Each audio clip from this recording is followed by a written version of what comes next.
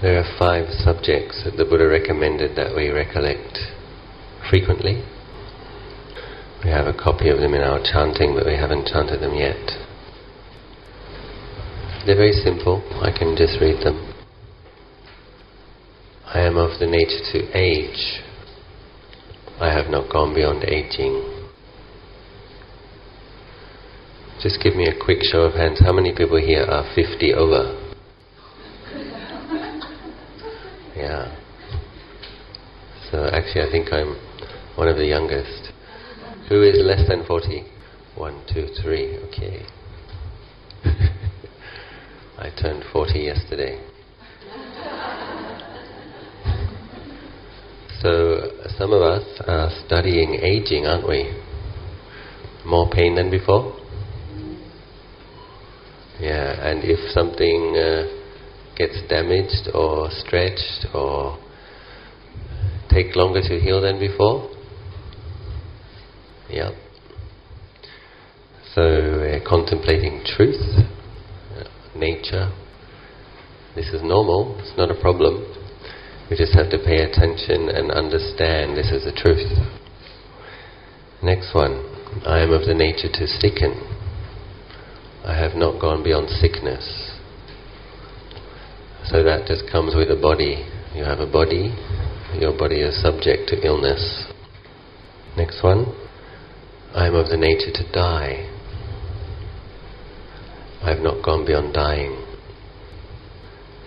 So the Buddha says from the moment of birth we walk with death. So it's not that death is something that occurs at the end of one's life in 1 second. It's actually, the Buddha says we walk with it. They come as a pair. Where there is birth, there is death. And then the next one. All that is mine, beloved and pleasing, will become otherwise, will become separated from me. And the last one, I am the owner of my karma, heir to my karma, born of my karma, abide supported by my karma. Whatever karma I shall do, of that I will be the heir. So, if one isn't a meditator and one reads these 5 reflections, afterwards there's kind of a feeling of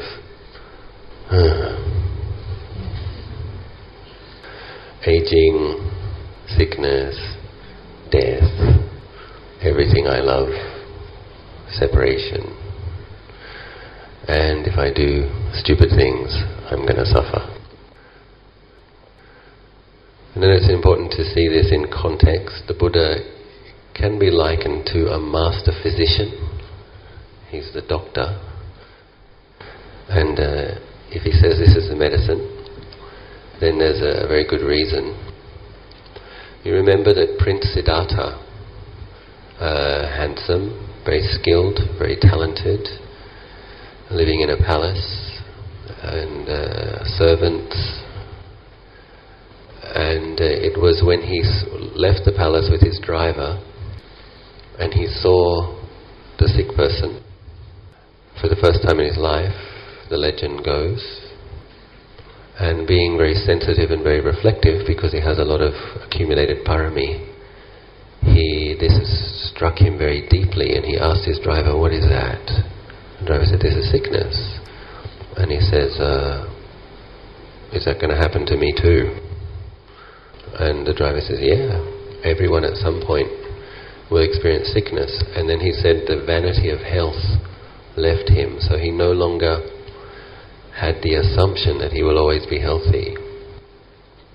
This is very important, that one of the reasons that we reflect on these things, I think it's like an investment in it's an investment in being ready and being able to deal with the various challenges that life will present. Because in affluent countries where there's healthcare, we begin to have an assumption almost that we have a right to health, and that when things go wrong, that's something that happens to other people. And so one of the things it's a little bit depressing to contemplate it when we're healthy, but it's very important. Because you understand, or we have to understand, that sickness comes with health. They go together. Just as there is a day and a night, summer and winter, where you have health, you have to have sickness. They come together. That's the human state, the human predicament. It's the same for animals. So if we just accept this, it has several good effects. One is that being aware that we can become sick, we might be a little more careful about what we eat and how we treat our bodies. Try to take care of our health and our good human opportunity. And because junk food is delicious and it's convenient, but it does make people sick. So if we reflect on it when we're in our 30s and our 40s, before we get diabetes, it's very helpful. And the aging, we were talking about that yesterday when we were taking the precepts. Aging's the first one actually. That sense of, if we're accepting it before it happens, then we won't have so much grief about it. So there is a grieving process, isn't there, when one's youth has faded. That's when we realize that actually I was attached to that. And I remember just noticing in myself at my late 20s that sense of, because when I was 20, I remember 22, I remember attending my sister's 30th birthday, and I remember thinking, oh, she's old. I remember thinking it's all over for her. And then I remember in my late 20s there was some grief. There was that sense, that's it. The bud of youth has blossomed. It's never going to be the same. And then I thought I grieved it, but then I remember I noticed coming towards 40, there's like another layer of attachment. Okay, it's like, you're not quite old, but definitely not young. And that sense of, okay, getting used to the terrain of the middle-aged. And then I'm sure it's the same as one at 50 and 60, there's another threshold, another letting go, which is good. But if we contemplate it beforehand, it's not going to be as traumatic, it's not going to be as much grief if we're just allowing an acceptance. It's the same as sickness comes with health, age comes with youth. They go together. And the next one, of course, death comes with birth. The important thing about death and the important thing about reflecting on death daily is so that if it does occur today, this is very important. Death contemplation is important for many reasons and on many levels. One is it's preparing the mind to have deep insight into impermanence, because we're most deeply attached to this body. It's probably our biggest attachment. So just contemplating on the fact that it's going to die, the body's going to die. It has to, there's no way around it. And you see all these people, some really rich people have their old bodies frozen, and they're hoping that future technology will be able to wake them up and make them youthful again. It's kind of symbol of this attachment. And I don't think it's going to happen. We have to accept that the body is of the nature to die. It's not just bodies actually, it's every condition has a nature to arise, stay for some time and cease. And the body is a very obvious meditation object. We can contemplate this body very clearly and just ask yourself, is this body going to die? And you ask very sincerely, and you have to acknowledge, yeah, it will. And it's very important to acknowledge that. Preparing the mind for insight, weakening the identification with the body to some degree. Then the other thing is, if you do die, that there isn't that sense of not being prepared. As I've discussed with Ajahn Achalo, what are the factors that contribute to a good rebirth and or a difficult rebirth? And it says it's a combination of several things. One is the kind of karma that one has accumulated over the lifetime, kind of the level of the mind. So if the mind has mostly been on a human level, it'll tend to go towards the human. That means keeping 5 precepts. If one has kept 5 precepts, meditated a lot, been very generous, this is more of a deva level mind. If one hasn't kept 5 precepts most of the time and hasn't been generous, Ajahn Achalo says, not really realistic to expect to be born as a human being, because the mind was actually at a level lower than human a lot of the time. But he says the other important thing is the quality of the mind at the moment of death. So this is, whatever the consciousness, the level that consciousness is at that moment. So if we're not prepared for death, and we have a very serious reaction of fear, or rejection, or denial, or just aversion, I don't want to die, not now, no, this isn't a good way to go. So if the mind dies with a lot of irritation, a lot of aversion, a lot of fear, very difficult to get a good rebirth. So this is one of the things why I think on many levels contemplating death is very valuable, necessary. And then we do have to, it's a good question to ask yourself, because there's this assumption, I think we all assume that we'll live to 70, 75, 80, 85, 90. That's an assumption. But of course, that's not realistic. Some people die in the womb. Some people die in childhood. Many people die in car accidents in their 20s. Some people all of a sudden get cancer at 30. And we all know, by now we all know examples of friends, relatives that this happened to. So the assumption that we'll live to be 80 or 90 is not realistic. It's not tenable.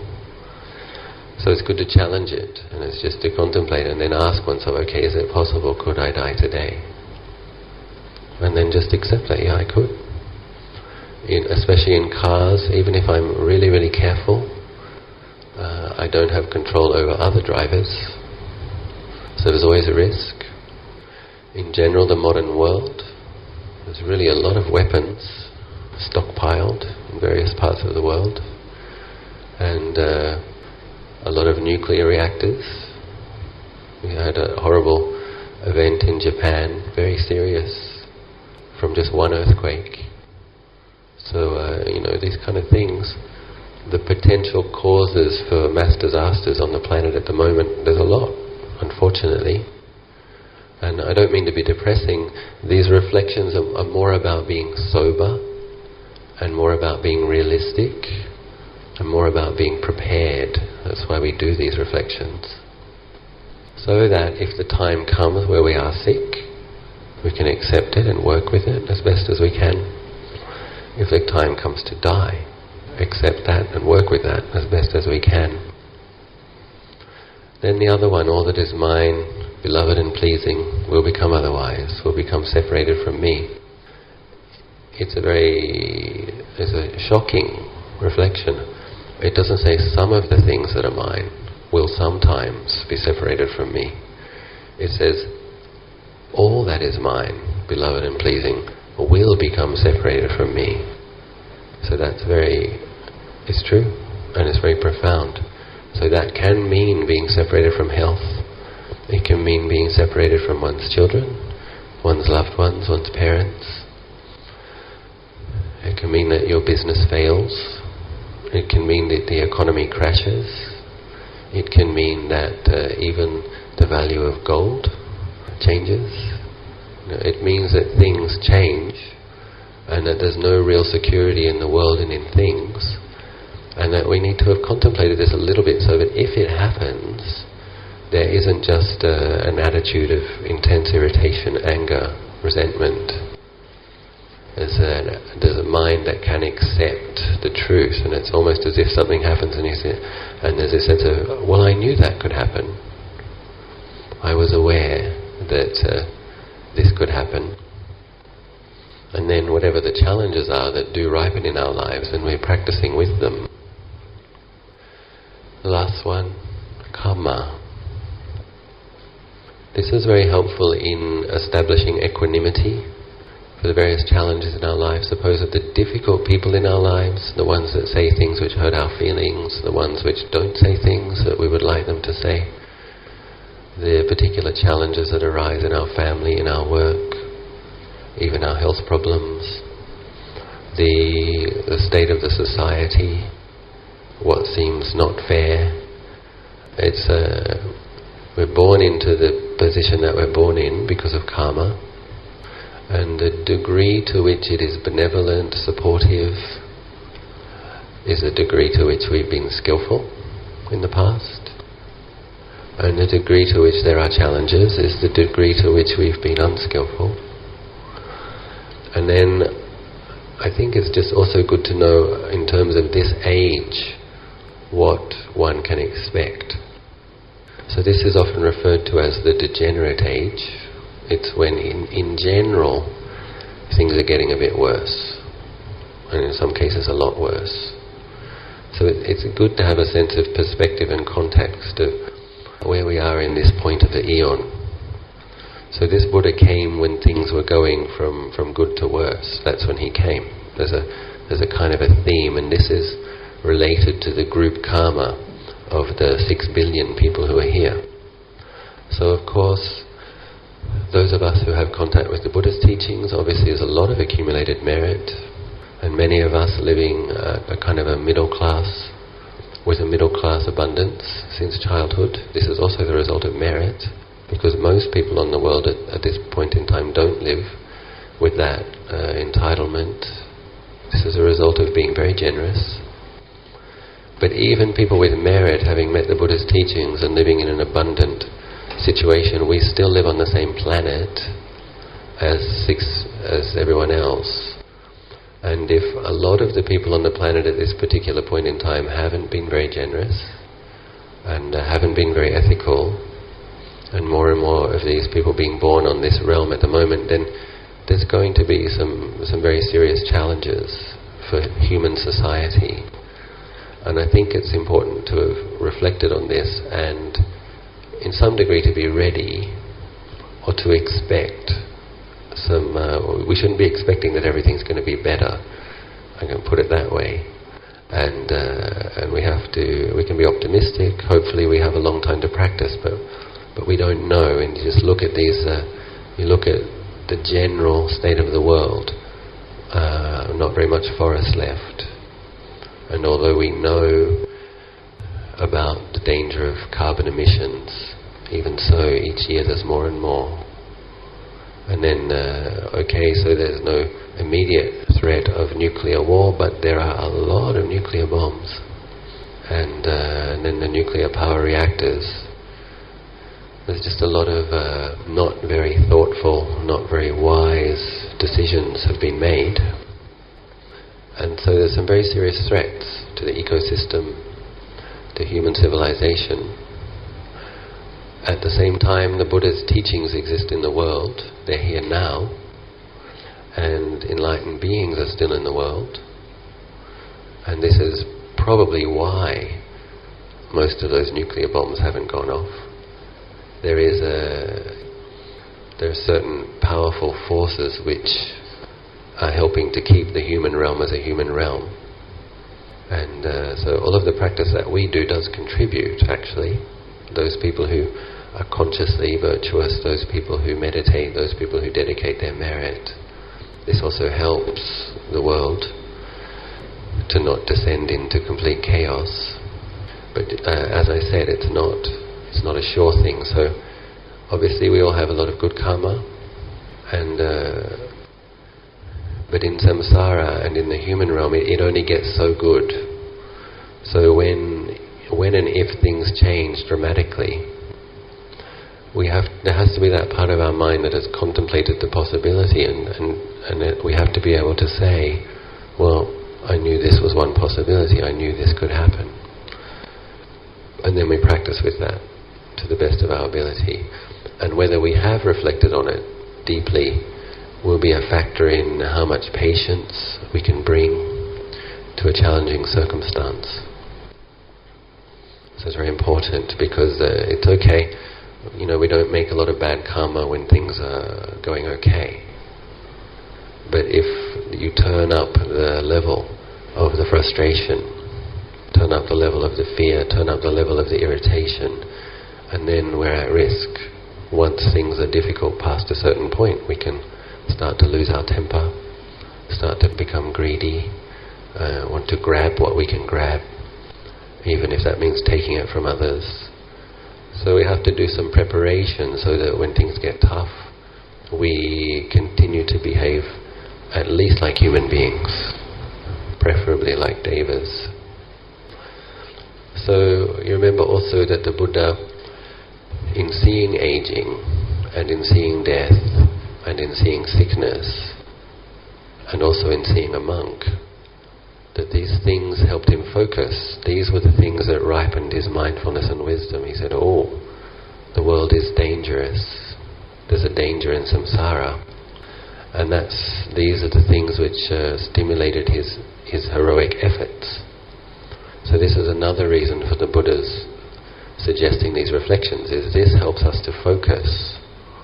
So at an initial glance it's depressing, but as you hear the message, receive the message, meditate on that message, and then get to work cultivating a refuge which is more dependable, then there are rewards, very deep rewards, that sense of having a refuge, that sense of having mindfulness and wisdom, being careful about the karma that one makes and consciously making a lot of good karma, and then feeling confident that in the future there will be more good opportunities.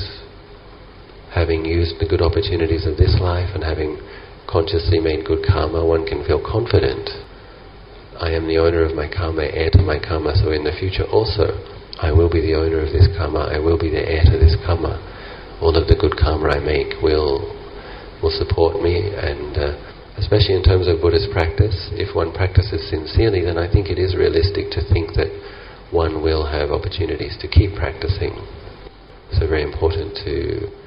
And then one thing I'd like to suggest is at the moment of death and preparing up to it, we can rehearse it, we can practice it. I think one doesn't need to be too specific about where one hopes to be reborn. I don't think you should say, may I be born in Malaysia again, or may I be born in Thailand again. It's like, what I would suggest is that you set the deep intention. My intention is to practice Buddha Dhamma. May I be reborn in a place where I can practice the Buddha Dhamma. Just that much, because it's easy to remember, and it's a very sincere aspiration, and then you don't need to worry about the details. But when you dedicate the merit and you think about the future a little bit, and you have this very clear intention, I intend to practice Buddha Dhamma until enlightenment. May I never be separated from the opportunity in all of my lives, may I be able to practice Buddha Dhamma. You just set that as a very powerful and clear intention. Probably talked a bit too much, but helping us to focus. So now we have this excellent intention to practice, and excellent opportunity, many more sessions. So really applying ourselves to generate this mindfulness and really be with those changes, training the mind to see anicca, be with anicca, understand the truth, be with the truth as it is, moment by moment, resting in mindfulness.